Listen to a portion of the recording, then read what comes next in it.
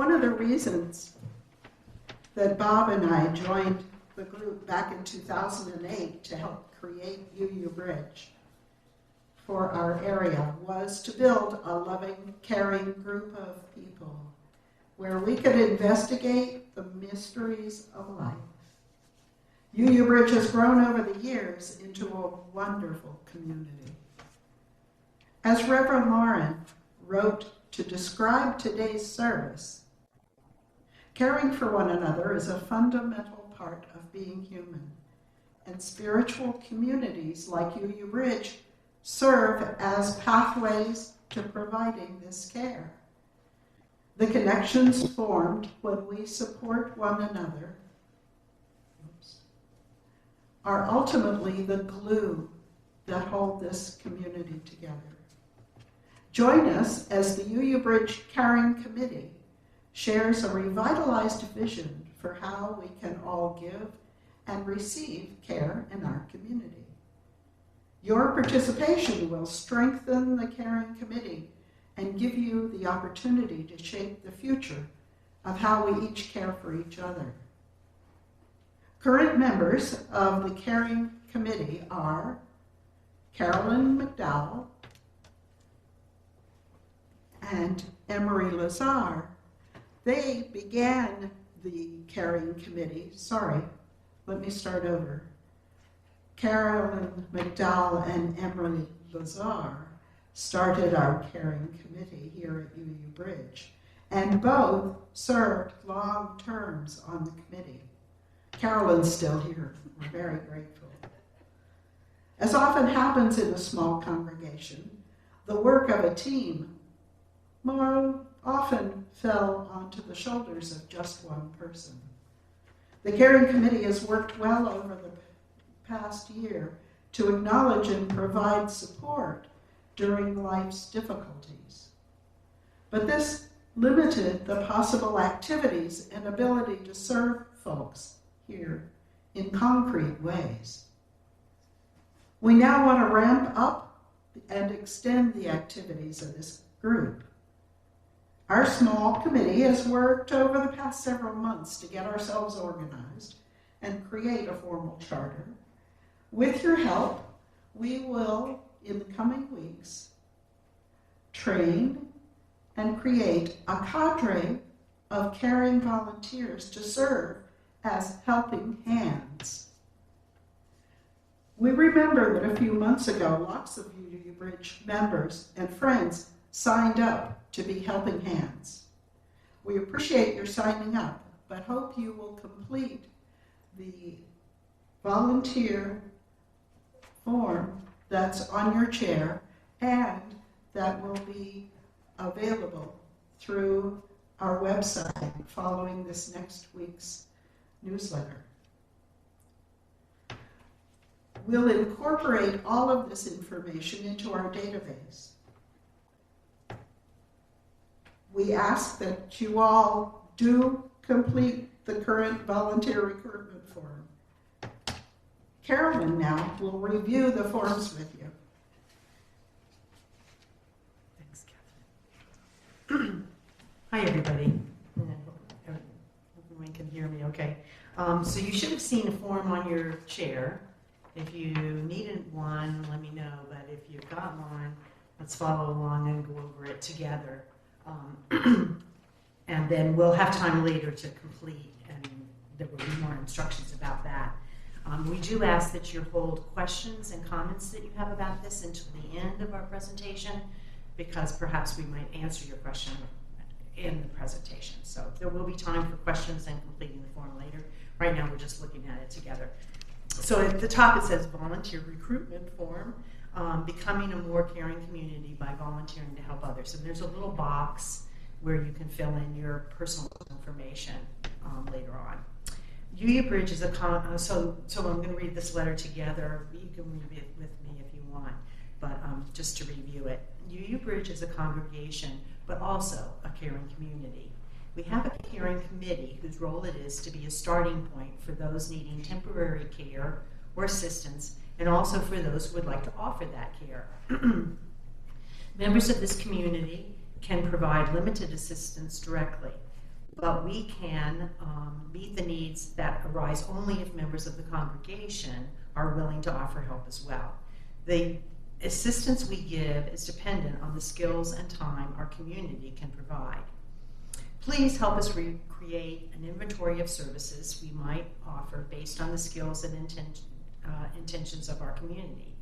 Please check any service on the following list that you feel you could provide on occasion. Your checking this service below represents your intention, but it's not an obligation to respond to any given request.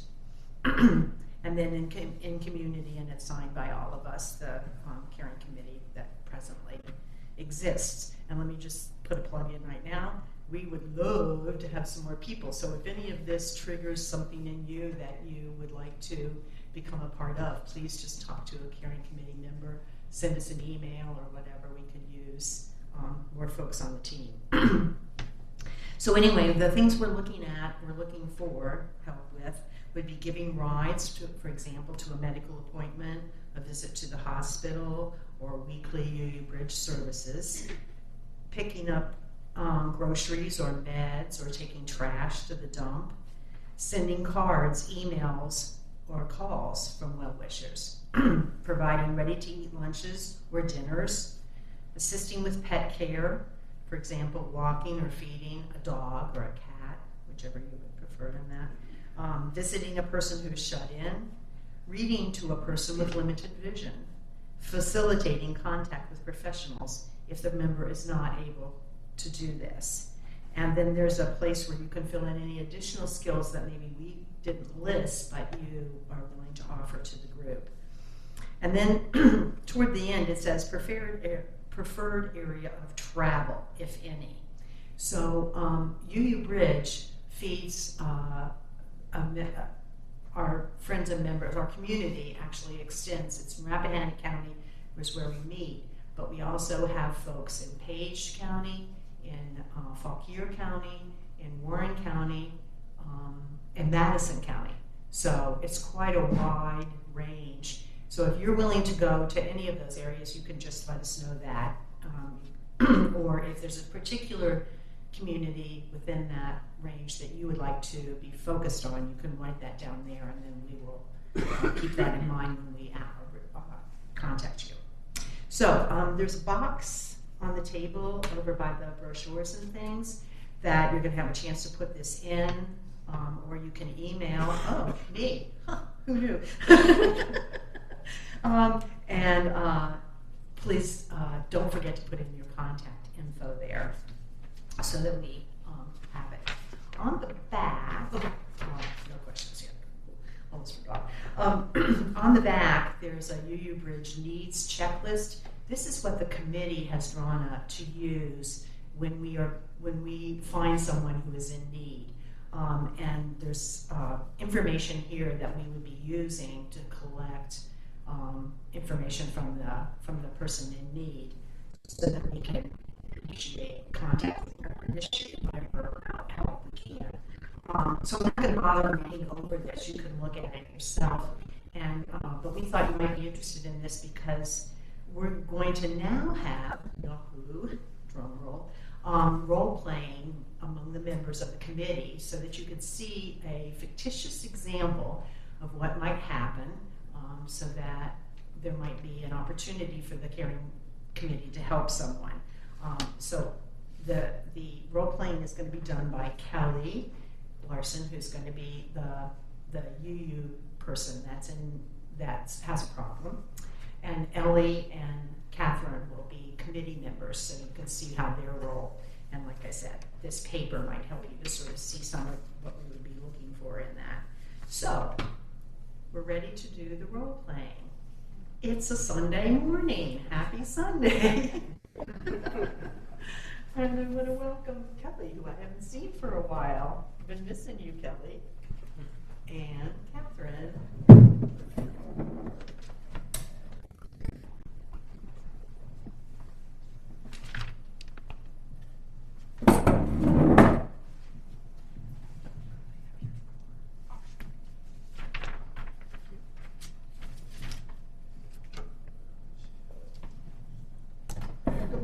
Kelly. It's good to see you this Sunday.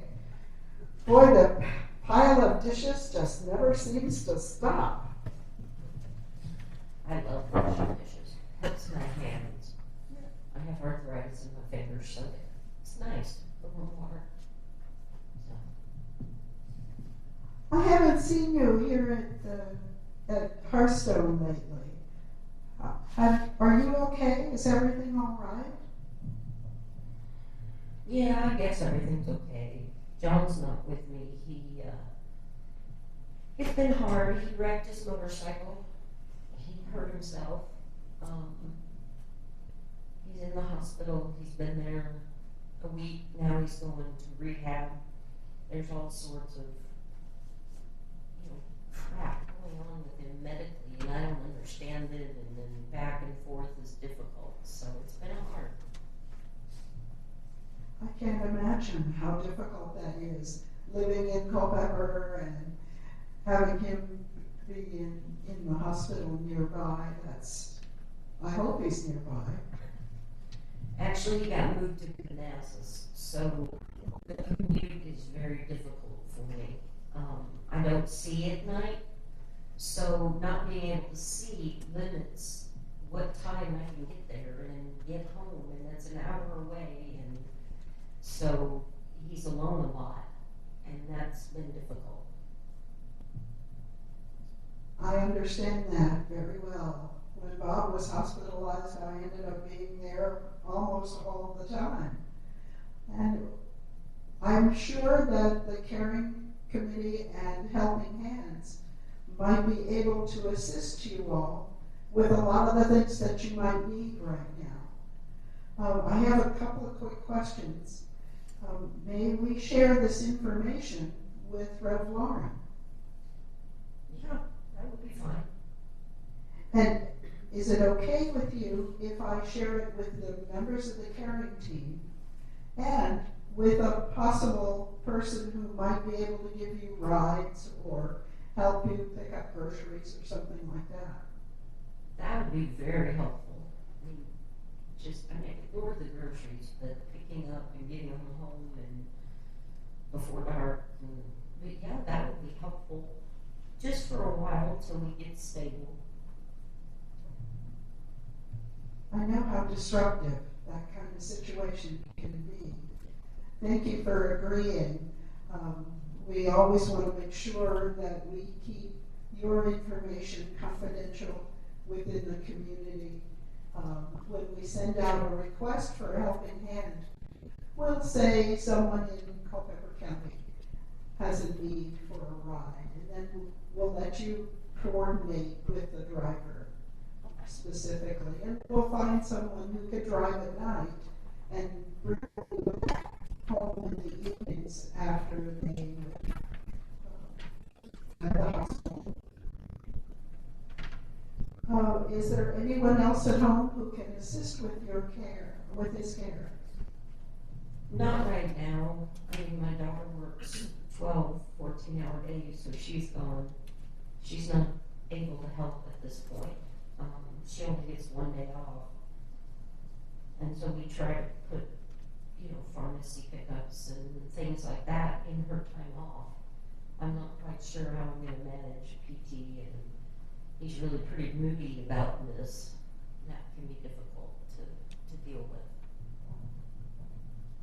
with. We have amongst the group at UU Bridge a number of retired nurses who could assist you with conversations about his medical care. I know when you go to a hospital and they throw all this stuff at you immediately, it's great to be able to write it down and then bring home questions that you could ask them to one of the nurses around here. That would be extremely helpful, just to have some way to understand what's happening. So that would be great. But I'm not sure about sharing his information with everybody. How does that work? We would share his information only with members of the committee and with the individual who's assisting you if they need it. So if you're traveling back and forth, you're the one receiving care.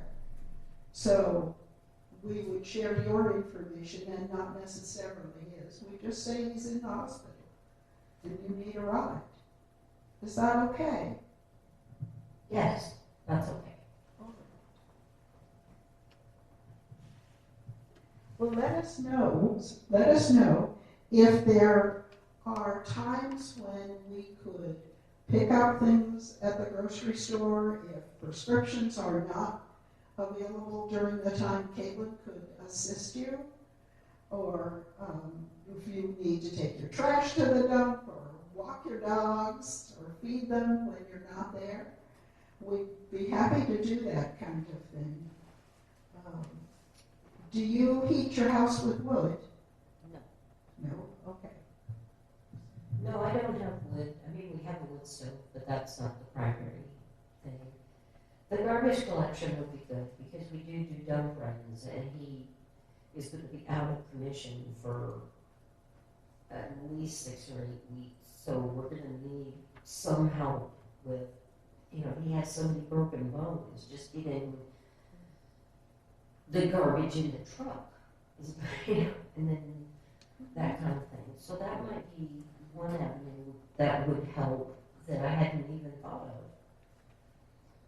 of. I wonder about maybe, I'll ask him, but maybe notifying the men's group, because maybe they could call him or FaceTime with him or something to help relieve the hospital blues. If he'd like to receive cards as well, as you noticed, I was writing on this checklist form that I'll take back to the committee, and we'll notify the men's group. That's a great idea. If he'd like to receive, as I said, receive cards or visits from the caring team, that would be really easy for us to do. Okay. That all sounds great. It's kind of overwhelming where we've been here, but we haven't researched what kind of resources are available. We don't know where to go to look for anything, like help with home care or something like that might be needed. We have, each member of the caring team has a binder with that kind specifically of information, and Ellie is our expert on local resources. Hi. Let me call her up. Hi. It's good to see you guys again. Speaking of resources in the community,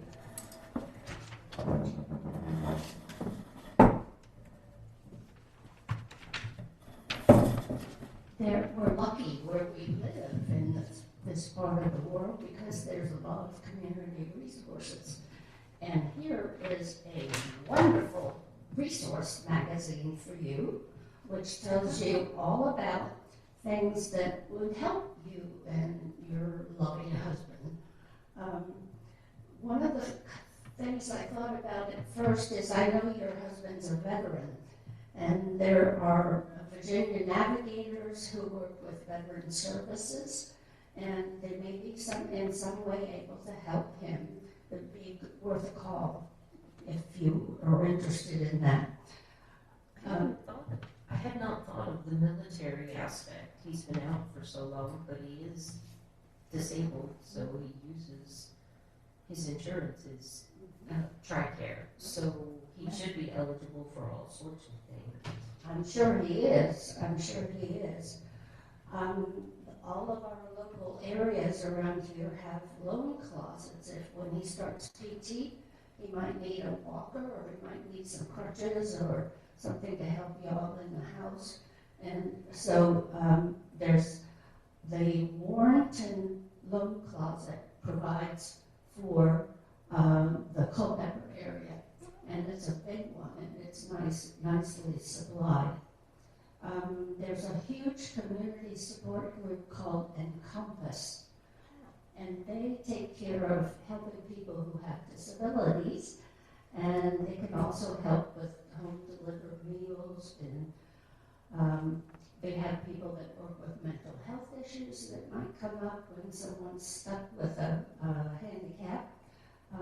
There are long-term care ombudsmen, and we have senior centers in all of our counties, Culpeper, Fauquier, Madison, Orange, and Rappahannock. So there's a senior center in your community. And they also get help for people who have substance abuse and prevention, help with that. And there's a friendly visitor, a caller who can call John and give him support for people over 60 if he qualifies. There's a group that works with brain injuries. And most important, there's a big group called Voltran. That's who provides transportation to people who need it in all of those counties. So that's a good number to have for you to tuck away. Great. That's wonderful. Thank you so much. This guide is full of great stuff. Right out County. That's wonderful. Thank you for sharing. I'll take a look at that and write some numbers down if I I'll need. leave it for you. Great. Thank you. Well, as you were talking about meals, Ellie, I wondered if it might be possible for the members of the Helping Hands to bring you over a dinner that might be a nice casserole that you could use for the next day as well. Would that be convenient? That would be very helpful. I just grab something as I go or I don't eat, so it's junk food. So it'd be nice to have a home cooked meal now and then. Do you all have any food preferences or food restrictions or allergies? No. Oh, okay. Well, that's great. Well, we will be in touch with you, both together by phone and seeing you on Sundays here at UU Bridge. And please tell John we miss him and we wish him great health soon. Thank you. Thank you. Now, if you see, he's sitting right there. John's right here. He's okay. He's absolutely fine. Wave your hand so the Zoom people know you're not really in a motorcycle wreck.